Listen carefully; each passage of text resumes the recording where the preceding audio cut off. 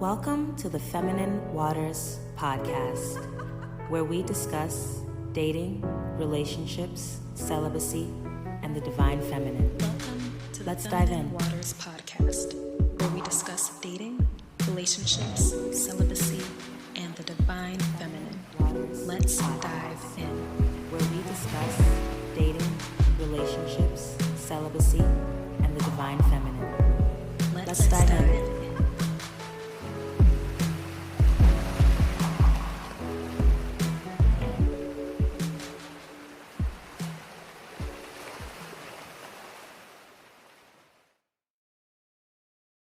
All right, welcome back, everyone, to another episode of the Feminine Waters podcast.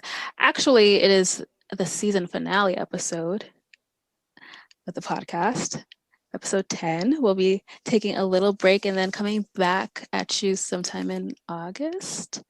So we'll close it out with talking about just like female issues, the vagina, just feminine care, and just everything around that, seeing the doctors, what we do personally, just, learning about, that sacred part of us. So let's jump into that.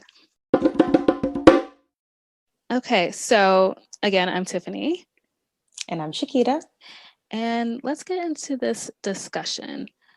I myself am just like learning more about my vagina, at 34. So I feel like it's something good to talk about because it's always the things that women have to deal with are always hidden.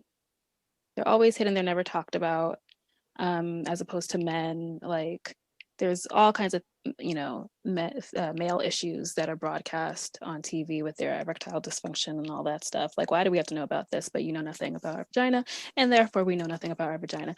So I just really wanted to really get like more knowledge about that lately. And yeah, so anyway, I'll stop talking for a moment. Like, what has been your relationship with, I guess, your vagina? So it's a very good question. In the past few years, like the past 4 or 5 years, my relationship with my vagina has been very tricky, very, very, very tricky.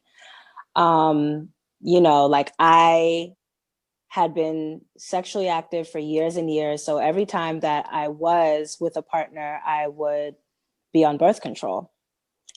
And, they were always telling us how safe birth control was. And, it was something that was broadcasted all over it, whether it was on commercials or like in health class or like your girlfriends are taking it, and like for me, for instance, my friend, she's a surgical nurse now, but she had an internship at Planned Parenthood in high school. And so she would be the one to like get us all our birth control pills, and she would like hand them out like candy. And so because they were free. So, I was taking birth control for years and years. And while I was on it, my cycle was really quite regular. It would come when it was supposed to come. It would go when it's supposed to go. Like it would be like 5 days in and out, no fuss, yeah. But when I decided to be abstinent, I decided to take birth control out completely. And then I noticed that after I was taking birth control, like my cycle had just turned into like this mess. Like I did not know what was going on with me. I mean, there were times in my life where I was like bleeding for like 20 days. Like, oh, wow. Yeah, having like super, super heavy periods, like having to change my stuff like within like 30 minutes to an hour, couldn't even make it from like the bathroom to the bedroom without making a mess, like all types of stuff, right? And so I decided, I was like, look, this isn't normal, because I think it probably took like a year for maybe like the birth control to come out, like, I guess, get completely out of my system. And then that's when I started experiencing all this stuff. And so I was like, all right, well, let me go to the doctor and like, talk about this or whatever and see what's going on. And when I got there, I found out that I had a few issues going on in my womb. And I am convinced, I could be completely wrong, but I am convinced that it was due to birth control. So in knowing that now, I know that I will make sure to have like clear-cut conversations with my daughter, my nieces, whoever it is that I need to talk to as young women, to let them know like birth control is not where it's at, because it caused a lot of issues for me. I haven't used birth control, but it's definitely like, been a thought, because I never wanted to use like anything that was just unnatural. And so this has been something that I've been thinking about lately, since I'll be married at the end of the year. And I'm just like, I don't know. I know I was gonna, on the Breakfast Club, they had some Black doctors on who I think created like some kind of natural birth control, and I was gonna rewatch that episode. But I've been hearing all kinds of things. I've been hearing like eating papaya is a natural spermicide, just different things. I don't really know. My friend, she just, did the body clock thing, just counting the days. And I guess like, when did she got pregnant 5 years after getting married. So like it worked for that long, just doing that. I don't know how, but and she hasn't been pregnant since, so I'm not sure if she's still doing that. But yeah, so that's just been something. But like seeing my friends be on birth control, I see like just changes where basically they've all gotten overweight from after being on birth control, and they were very thin before. So I was just like, that's not going to be me. So I was just like, I'm not trying to do that. But yeah, I've just been trying to like learn what would maybe be best. And I heard like copper is good and all this stuff, but I don't know. I've heard that too. I have a friend who, she has 3 children, and she was telling me like every time she wanted to take a break in between, that she used copper. But she spent majority of her life in France. So apparently that's like a birth control that's really easy to get in France. And if I could be wrong, but I believe she told me that it's something they actually like inject under the skin or something like that. I really hope I'm being accurate here, but I believe that's what she told me. And that's how it works. But yeah, there's a bunch of stuff. I mean, I've heard neem oil is a natural, was it spermicide? Yeah. As well. There's a few things, but like you said about your friend who didn't get pregnant until 5 years after marriage, yeah, there are different ways. Like you just have to know like when you're ovulating, you have to check your temperature. Apparently, if like you're comfortable enough, you can check your cervical mucus to see, if you should and shouldn't be having sex. So there are natural ways to prevent pregnancy, but it's a lot of work. And I learned this from my doula friend. Yeah, she's the one who, told me this. So check your cervical mucus. Okay, I never heard that. So I'll have to because like apparently if it's thicker on certain times, it's this. If it's thinner, it's this. So there's a whole science behind it, but it's definitely something that I would suggest that you work with a professional with, like a doula or a midwife or somebody who really knows what they're doing, because they can really help you through it. Like I speak to my friend who's a doula. I speak to her like every month. She checks up on me because I told her about all the issues I was having with my womb.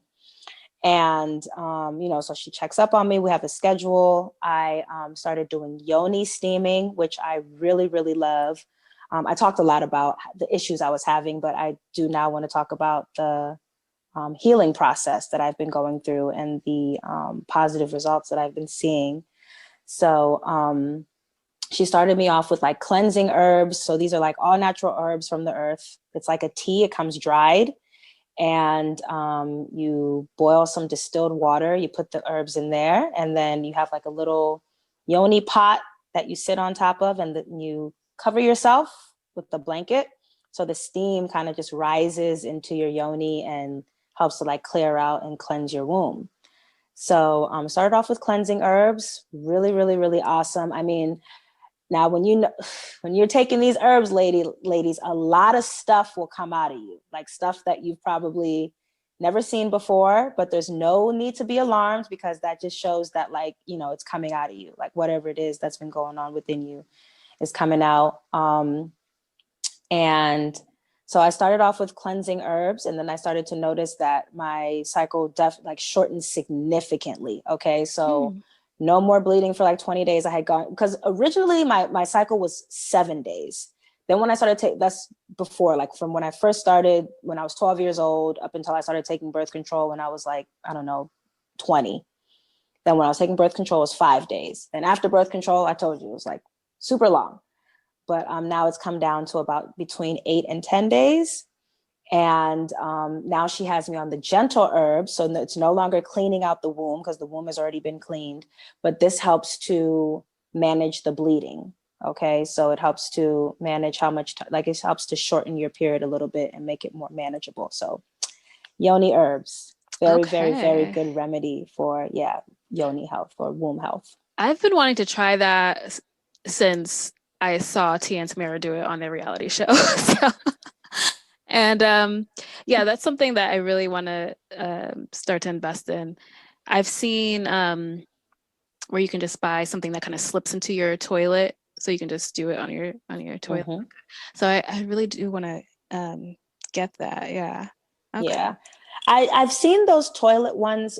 My apprehension with those is that they're plastic.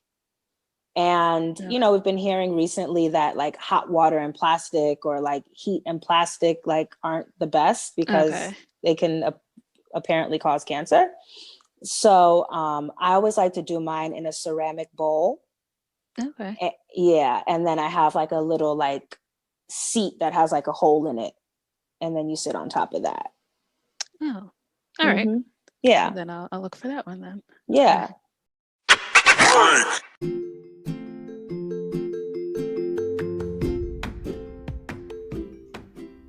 Hey listeners, if you haven't heard about Anchor, it is the easiest way to make a podcast. So let me explain. Because first, it's free, which is one of the main reasons why I chose it. Let's be real. There are creation tools that allow you to record and edit your podcast right from your phone or your computer. And I use both ways in order to edit this podcast.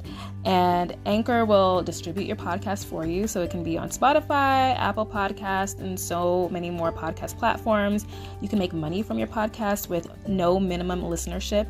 And it's really everything that you need to make a podcast in one place. Like I'm on here doing transitions, and it's just so simple, adding background music to things. Like it is so easy. So if you're ready to start doing your podcast right now, just download the free Anchor app or go to anchor.fm to get started.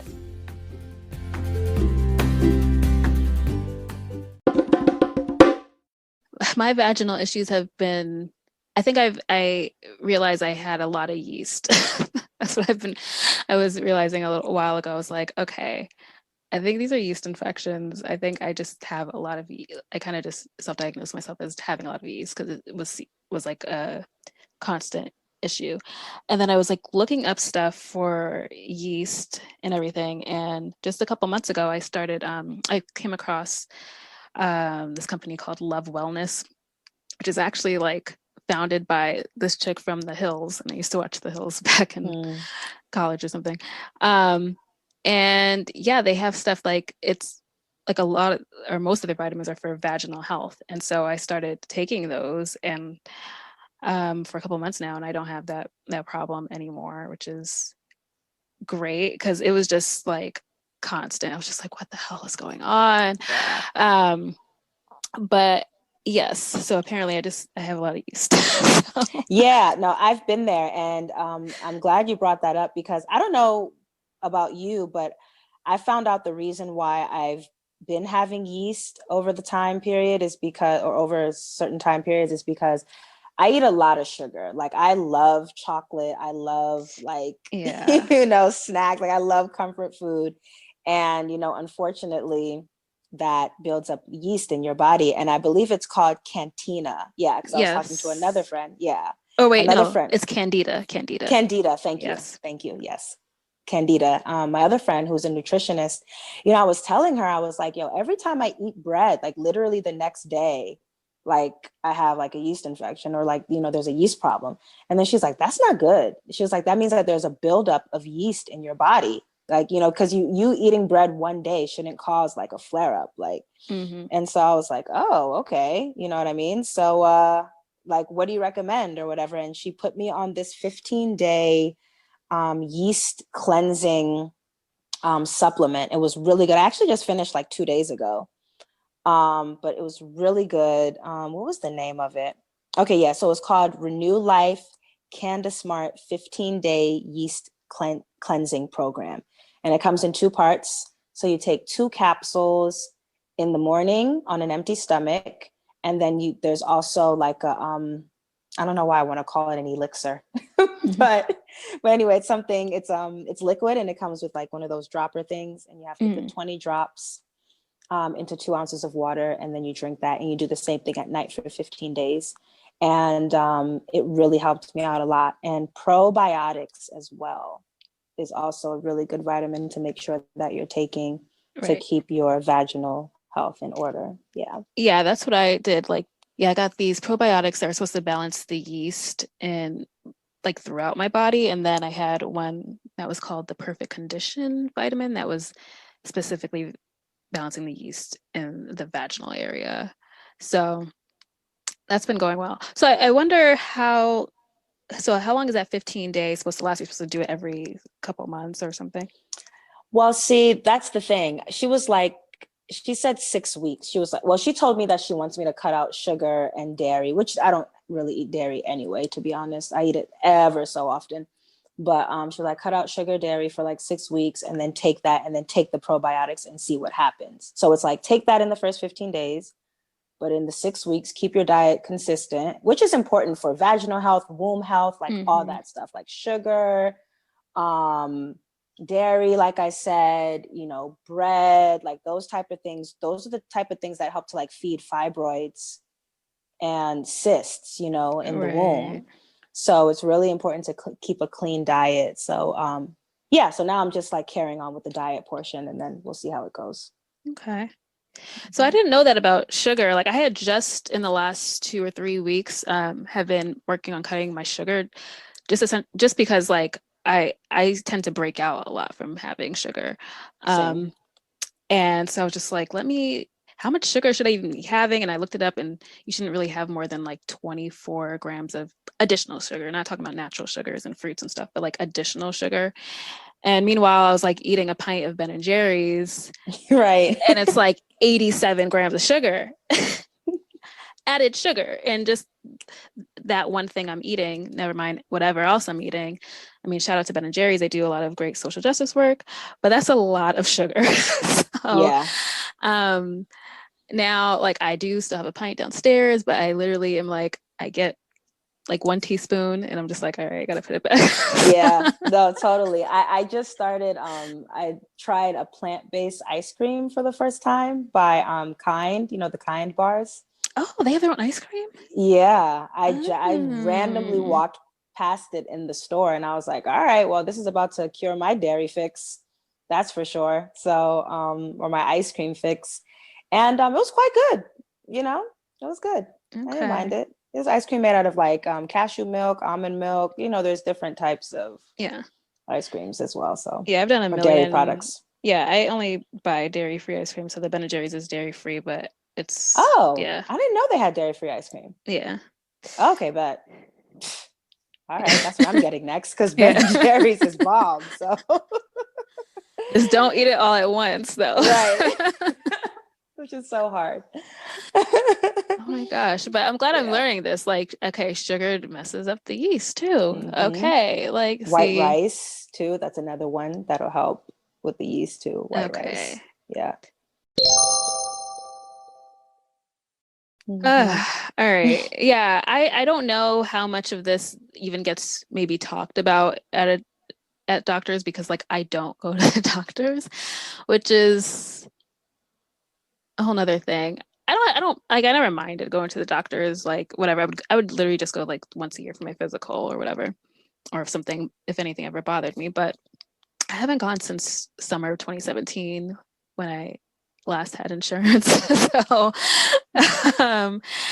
Yeah. And then I've never been to an OBGYN. So yeah, I don't know if they ever like educate you on your vagina that much.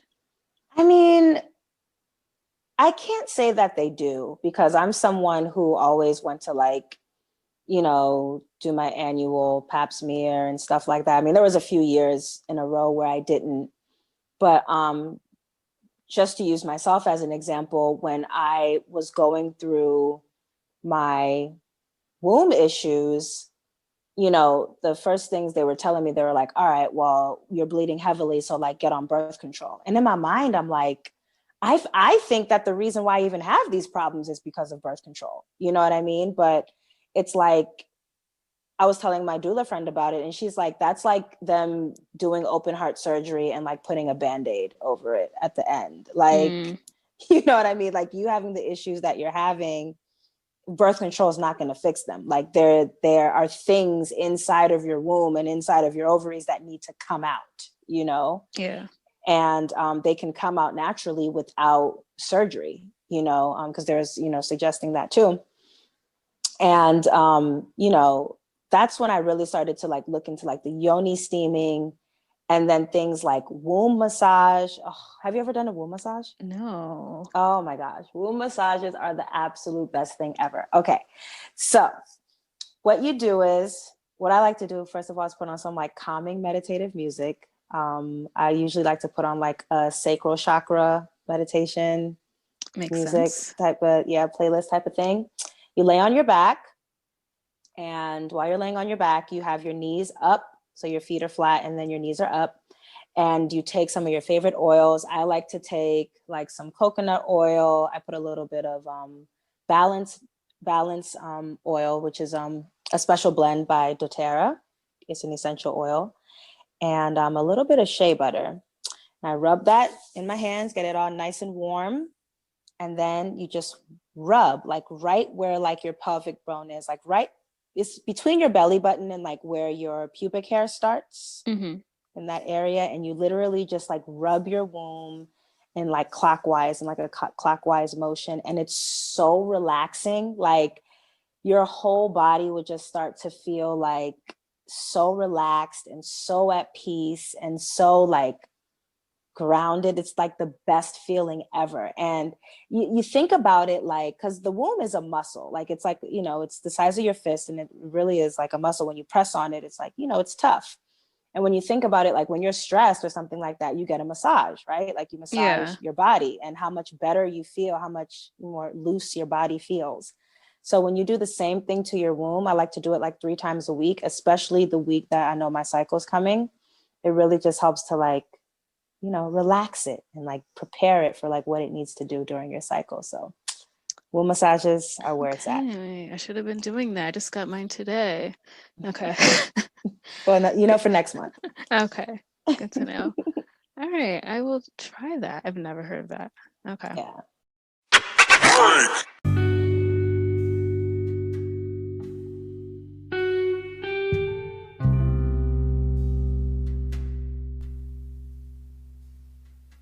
Hey sis, right now is a very trying time for all of us.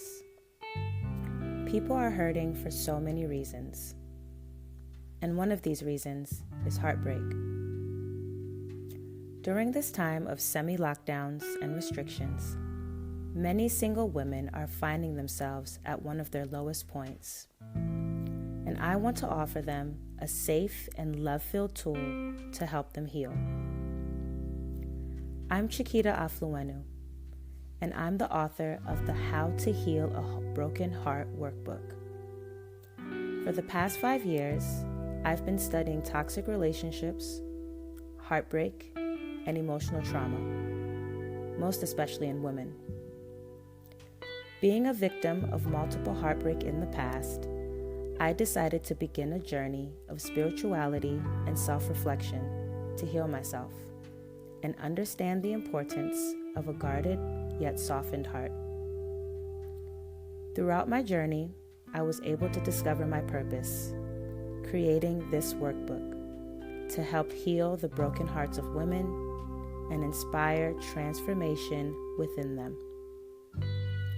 The How to Heal a Broken Heart Workbook offers practical steps to healing to help you restore yourself and avoid toxic relationships altogether. If you're ready to heal from heartbreak and step into your own personal purpose, then this is the workbook for you. If this sounds like something you've been praying for, then head over to the link in my bio on Instagram to grab your copy now. Tell a friend to tell a friend. I look forward to seeing you on the other side of hurt.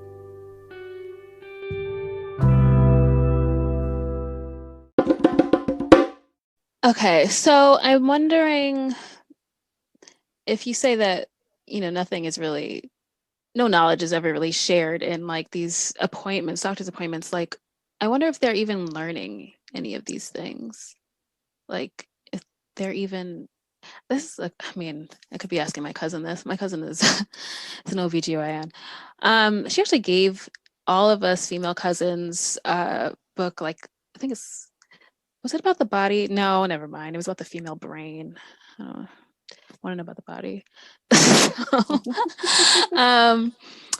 Yeah, I should ask her these questions because I'm just like, I've never, you always go when you're, going to your primary physician, they always tell you, well, when you're younger, they told you, you should see OBGYN, make sure you see one before you're 26 to get your pap smear and all that stuff. And I just never, but just like, mm-hmm. And I just never went because I'm just like, and I told my doctor before, I'm just like, I'm really not trying to go. I'm just like, I don't want anything down there. I don't want anything down there before my husband's down there.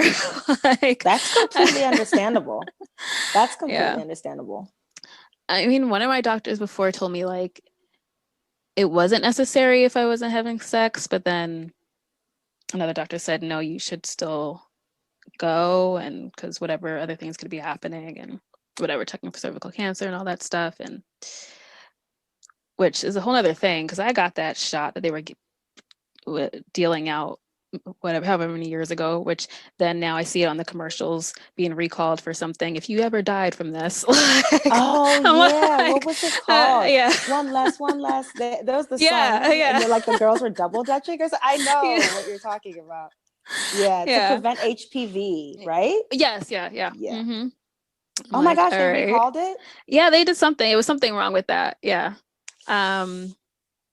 I actually never, I got the first, you were supposed to get like 2 shots or 2 or 3, and I think I only got the first or something. But yeah, so like I don't trust these people like that. But yeah, and I had like my other cousin is a little younger than I am. I remember when she went to the OBGYN for the first time, because her mom like made her go. And I mean, we were in our 20s. I think she was maybe like 23 or whatever. And she was traumatized. She was really? like crying. She's like, Tiffany, don't do it. I know Was they're she a saying to virgin? do it. Yeah. Okay, that's why. Yeah. Oh, And God. she just really bad experience. And she said the person was just like, just really like gruff and, rough and all that stuff. And I mean, it was a woman, but she was still, yeah. And she just had a really bad experience. And yeah, I mean, I know for me, it was uncomfortable for me, and I surely wasn't a virgin, the first time I went to go get a pap smear. And, even I think I got a pap smear maybe about a year ago, 2 years ago. And it was even uncomfortable then, just because they stick something inside of you and then it opens up, so I can only imagine how, like you said, traumatizing that could have been for somebody who's never had anything in there at all. I would never let my virgin daughter go through something like that. I just don't think it's right, Yeah. I think she also I'm pretty sure she had a melanin deficient doctor who like and I know she had told, I think she did. And they just were like, oh, it's fine. It's fine that if you're a virgin or whatever. It's really rough, and I can understand. I can understand how Black women are always, at risk going to the doctors, and why we have the issues that we have with high mortality rates and stuff, because it's just not the same. We're not looked cared for the same. It's just, I had the same kind of instance before with the white doctor. Like I always had, growing up, I had an Indian doctor, always female, an Indian doctor. She was super, super sweet. When they ask you all those questions about, all kinds of things and sexual partners and stuff, and me telling her that I was a virgin, she was just like, "Oh, that's so great." And she was a virgin too. Like, so she understood it. Like it's, and then I had an Asian doctor, and it was the same thing. She was just like, "Oh, me and my husband waited till we got married too." The one time I had a white doctor, she's just like looking at me suspiciously. Um, oh, are you sure? And like literally forced me to get an STD test. Let's just take one to be sure. And I'm like, to be sure of What? what? I've never had sex. And so like this is where like all that distress comes from, because with, in other cultures where, you know, what's the word? Piety or something is like, normal. Um, there was no, they believed me, but to just be Mhm. looked at like, oh, I don't believe you, and you should do this anyway. And then she was like, oh, your test come back clean. I'm like, yeah, of course they did. I told you I was a virgin. Like, I, that was, yeah, I think I was in college then. And I just did it because I was just like really annoyed that she kept harassing me. Um, so yeah, it's really difficult trying to navigate, femalehood, anyway. But when you're, in the case of always, I don't know, being in this case of looked at a certain way, it's just like more difficult.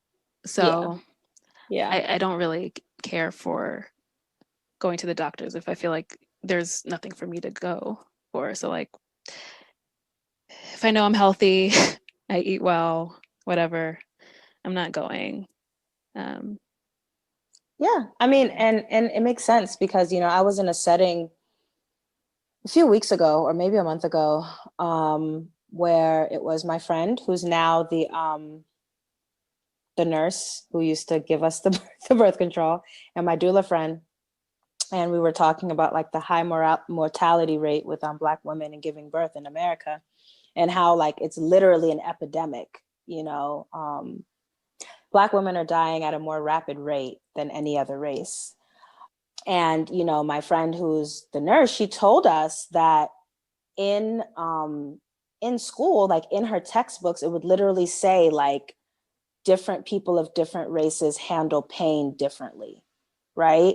So like if yeah, so like so for example, if a Black woman is screaming and saying like I'm in pain, like this hurts, a non-Black doctor or nurse or whoever will be like, oh, like it's okay, like you'll be fine, because they're conditioned to think that Black people can handle pain better than white people or Asian people. Like those were literally like the classifications that were in the book. So that's why, Black women are going through these issues. And then she was also saying that you can change your doctor. If there is somebody, if a doctor says something that you don't like, looks at you the wrong way, whatever, you have the right in that moment to get that doctor changed right then and there, or that nurse changed right then and there. So she was like, Black women need to speak up, when they feel as though that they're not getting the treatment that they deserve. And they can also report those doctors as well. So yeah, it's a real life thing. It's like Asian women, they won't be, yelling as much or screaming as much or showing pain. So just, you always have to keep in mind that they're most likely in pain regardless of the situation. And like same thing with white women or Caucasian women, and yeah, she's like, it's literally in their textbooks. that's so insane to me. Yeah. I don't understand thinking that way. Yeah. I mean, it's all a part of the systemic stuff Yeah. that's going on, in my opinion. So that's Yeah. just that. back to the vagina, have you heard anything about, I guess, in terms of vaginal health with like doing, I guess, like waxes and whatever, like laser hair removal or whatever? Like, is that something that we should be doing? I haven't heard anything about that, to be honest. Laser hair removal, I'm just like afraid of, because I'm like, I know in like 20 years they're gonna say that it like causes cancer or something. I don't know. Like, I just feel that way. Even though I would love to do it, like I would love to have like parts of my body that are hairless for the rest of my life. I would love that. But Yeah. but I haven't heard anything about waxing and that being an issue with vaginal health. I used to get waxed quite often. I always wonder if when I start having sex again, if I'm going to go back to it or not. Cause it's like, I do a pretty good job of keeping it maintained, myself. And I realized that I was really just getting waxes like for the guy. Like it wasn't really for me. So Yeah. I don't know if I'll continue that on. We'll see. But no, to answer your question plainly, I have not heard any connections between vaginal health and waxing or laser hair removal. Okay. That's good to know. I haven't done any of these things, but like, I just wonder, like there's so many, like my sisters, they go to these appointments, and it's just something that women do, and I just wondered if it was even good. So, but okay. Yeah, there's so many things I need to get into and look up into, like the Kegel or Kegel balls and all that stuff. Yeah. Or I guess some people, wait, is that different for the yoni egg, or is it the same thing? I know you can use yoni eggs for Kegel exercises as well, but I mean, I don't think you'll have you don't have those issues, Tiffany. Like, Oh, that's just for like tightness, right? Yeah. Okay. You should be good to go. Okay. Well, yeah. I guess it's more maybe after babies and stuff, right? Right, exactly. Okay. Yeah. Okay. See, I gotta learn all these things. Yeah, no, but I know there's education out there, like, and I know that if you have specific questions, like, I can help. I can put you in the right direction with like my doulas and stuff like that. And the information's out there. So whatever questions you have that you want answered plainly, the answers are there. Okay. See, I didn't even know like that doulas study these kinds of things. Like my cousin's a doula. I didn't even know. Like I thought it was just about like birthing. Mm-hmm. Okay. No, but I mean, she's quite well-rounded. Like even my doula friend, like she's also going to medical school. She wasn't going to go at first, but honestly, when she saw how quickly Black women are dying and like the rapid rate of it happening, she decided to enter into medical school so she can help like solve that problem. Mm-hmm. Yeah. She wants to like, she's an advocate for that, for solving it. She's like, all right, so I'll do it just for that. To see if I can help save more lives. Yeah. Mm-hmm. Yeah. So she's very well-rounded. So we're kind of jumping around to a bunch of vagina topics, but I just had this memory of, I think it was an episode of Sex and the City where they went to some kind of like sex doctor or woman or whatever, some kind of sex seminar, and she wanted them to like put a mirror to their vaginas. And I was just like, but why? So like, oh, just, to become friends with your vagina and know what she looks like. And yeah, I think I was almost going to do it, and I was just like, no. So, what were you afraid of? I don't know. I just don't want to see anything. You don't want to see anything? Okay. So for me, I remember that episode like yesterday. I definitely know what episode you're talking about. And for me, I mean, I'm not somebody who looks at my vagina like every day or anything or often, but like if I notice something that feels a little off, I'll get a little mirror down there and take a look-see, wash my hands thoroughly and just like, check it out, see if I see anything that shouldn't be there or anything like that. I'm very comfortable with that. But as far as being one with your vagina, I feel like that's a real life thing and I feel like that's where even like womb massage that I mentioned earlier, like comes into play, because it's like you want to nurture that area. You want to show it love and affection. And that's what you're doing with the massage. Like, I love you. I appreciate you, like everything that you're doing. I know you're working hard. It's like how they say, like, when you want your hair to grow, like, you should talk to it and like massage your scalp. And it's basically like the same thing. Like, you want your womb to know. And what I notice after I do my womb massages and like I talk to her and I love on her is that I'll notice that she'll start to like move. Like, I'll notice my hips will start to kind of like move on their own. It's amazing, actually. Like, it's like an actual like womb dance where I'll notice that my womb will just start to like rotate and like do her own thing. And it's like she's activated, like she's alive, and she's not just like this dormant piece of meat that's what I mean, in my body. So it's a real life thing. Okay. All right. Yeah. I will start to become one with my womb and my vagina. Yes. I think it's that, like, you don't see it. Like, it's literally covered. Exactly. So that's, I'm just like, what am I going to say? Right. No, I tell mine that she's strong. I tell her that she's loved and she's appreciated, because she's been through a lot.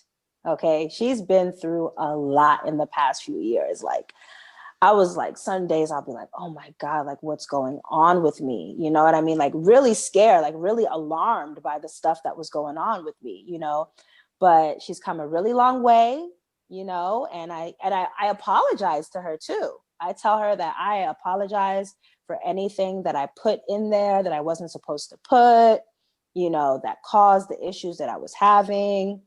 And it sounds woo-woo, but it's definitely a thing. You'll feel really relaxed, and you'll feel like the endorphins just like kind of like running through your body. It's not sexual at all. I think that's important to say. Like, it doesn't feel sexual. It just feels like calming. Yeah. Okay. This is like reminding me that like Megan in Bloom has a womb class I must attend. Oh yeah. Ah, perfect. Yeah. Okay. I appreciate the education. I'm feeling like the chick from Bridgerton who literally didn't know where babies come from, and she was like grown. Oh, that was insane. But I'm learning. We're all learning here. It's yes. Okay. Yes.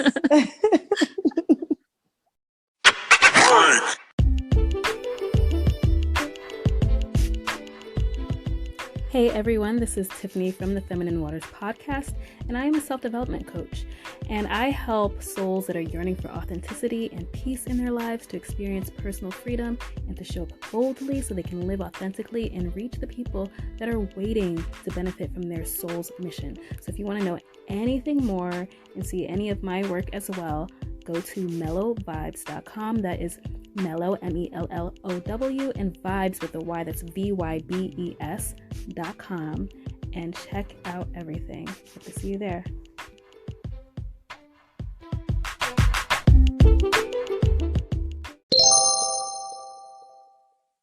Well, I hope I am not the only one who learned something here today. We should definitely do more vagina talks, because I think there's probably a lot more I'm gonna have come to mind. But yeah, this was good. There's things now I need to go out and get, like a yoni steaming pot, and do some womb massages and all that stuff. Yes. So yeah, let's all get to know our womb, our vaginas better, because nobody else is going to teach us about it. It's very clear. Yeah. It's not like it was back in the day where, your mother, your grandmother, everybody kind of passed down their experiences to you and things like that when you're entering into womanhood. But a really good resource that I'd like to leave you guys with is the book Sacred Woman by Queen Afua. That is an awesome, awesome, awesome book to really understand your womb and your femininity in general. Great resource. And if you guys have like any questions, send us some messages. I have some other really good resources too that I can share with you guys. So if you send us a message, I'll send them your way. Awesome. Okay, guys, this has been season 1 of the Feminine Waters podcast. So yeah, definitely send us messages. Let us know what you think. And again, we'll be coming back around August-ish and with some new things. And hopefully we'll see you there in season 2. Peace, guys. Thank you.